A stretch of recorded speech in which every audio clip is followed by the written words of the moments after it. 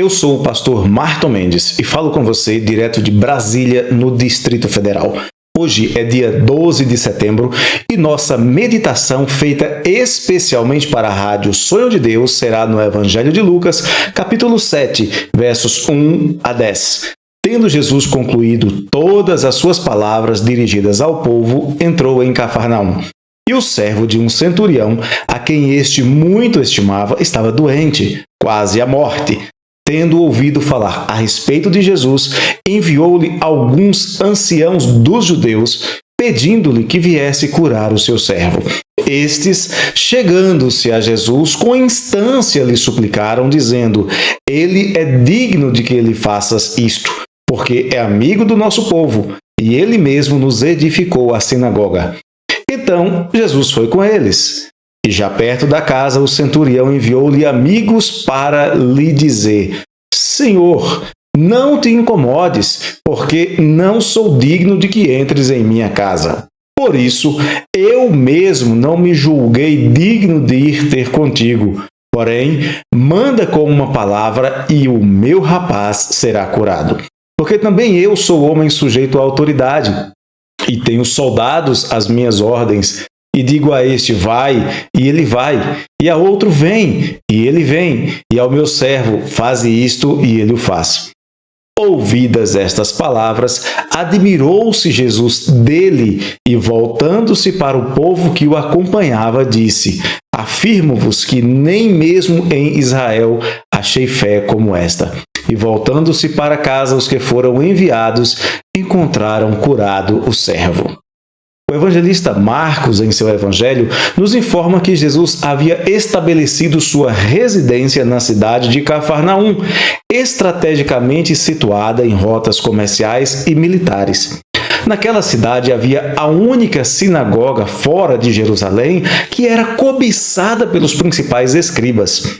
De Cafarnaum ficava relativamente fácil atingir qualquer porção da Judéia.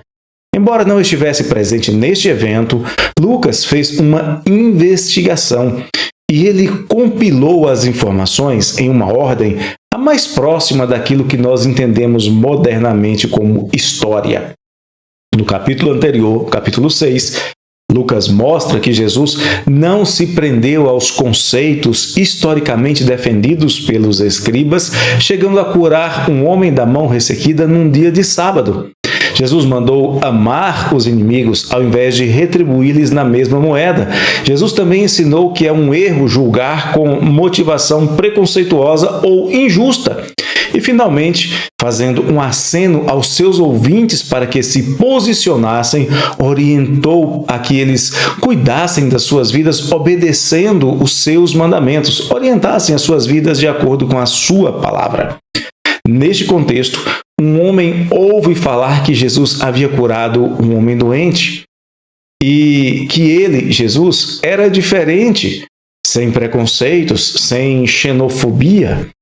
Mesmo assim, este homem não consegue vencer a barreira cultural e a barreira do nacionalismo. Ao invés de procurar Jesus, ele vai até os anciãos dos judeus, políticos, religiosos, profissionais daquela sinagoga, pedindo que eles intercedessem junto a Jesus em favor de um dos seus servos, que estava gravemente enfermo. Os anciãos colocam em prática a política de boa vizinhança com o centurião e então pedem insistentemente a Jesus que atenda o pedido deste homem, fazendo uma boa propaganda. Este centurião havia construído a grande sinagoga da cidade, cuja estrutura mede mais de 2.400 metros quadrados. Este centurião também não oprimia tanto os judeus, sendo considerado por eles como um amigo do povo judeu. Estamos diante de um fato político. Jesus ficaria ainda mais popular entre o povo judeu. Os líderes da sinagoga ganhariam pontos com o centurião, mostrando influência política e também retribuindo um favor que eles haviam recebido. E, no fim das contas, o servo ficaria curado. Todos ficariam bem e ninguém seria prejudicado. E Jesus pratica o que ele sempre ensinou. Jesus não faz distinção entre pessoas por causa da sua nacionalidade, como não fizera, por exemplo, com a mulher samaritana ou com a mulher cirofenícia. e como mais tarde ele faria, mandando Pedro à casa de Cornélio e também enviando Paulo para os gentios. Jesus se dirige à casa do centurião, que no meio do caminho lhe enviou novos emissários com uma mensagem surpreendente. Eles te disseram que eu sou digno, mas eu não mereço que entre em minha casa. Ele estabeleceu aqui um contraste marcante. Os judeus interpretavam o relacionamento com Jesus em termos de méritos, de trocas de favores e de compensações. Eles foram até Jesus pedindo que atendesse ao romano porque ele fez por merecer. E se ele não tivesse construído a sinagoga, será se eles teriam intercedido? Provavelmente não. Já o centurião manda dizer a Jesus: eu não sou digno. Eu sou um romano. Eu não sou da sua religião, eu não mereço. Mas mesmo assim eu preciso de sua atenção, eu preciso de sua graça, eu preciso que você mande que o meu servo fique curado. Dois conceitos antagônicos a respeito do relacionamento com Jesus se delineiam aqui. Por um lado, a religião dos méritos e, por outro, a confiança na graça de Jesus. E como mestre, como Jesus lida com esta situação?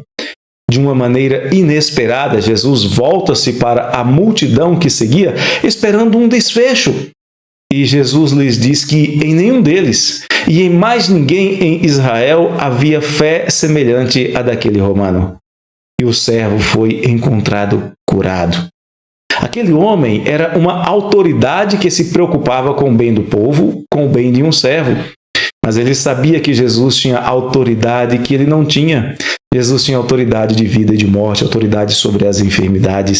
Ele merecia a atenção dos anciãos, que eram seus iguais, mas não a de Jesus. Ele humildemente pede ajuda. Ele não o vê como um curandeiro ou um médico, mas ele vê Jesus como Jairo viu e confia que ele é o Senhor que cura e dá vida e pode fazer isso mesmo à distância. É a sua fé e humildade que faz com que seja atendido. Suas obras revelam seu caráter. Sua preocupação com o servo revela seu amor ao próximo, mas é a sua fé que é atendida por Jesus. Lucas, o único evangelista gentil, escrevendo para um gentio chamado Teófilo, diz que Jesus está pronto a receber com graça todo aquele que o buscar com semelhante fé, inclusive um gentio. E Jesus não mudou. E a sua graça ainda alcança os que o buscam com humildade e sinceridade de coração. Perto ou longe, judeu ou gentio, autoridade ou servo, homem ou mulher, nada disso torna alguém mais ou menos digno da graça de Deus. Graça é graça. Graça é favor imerecido. Graça é concedida a todos os que nele creem e o buscam. O caminho é o mesmo para todos, sempre foi o caminho da fé. E você pode buscar o seu favor agora mesmo. Um abraço do coração do pastor. Conheça o meu canal no YouTube, faça sua inscrição e acompanhe nossas postagens youtube.com/martonmendes.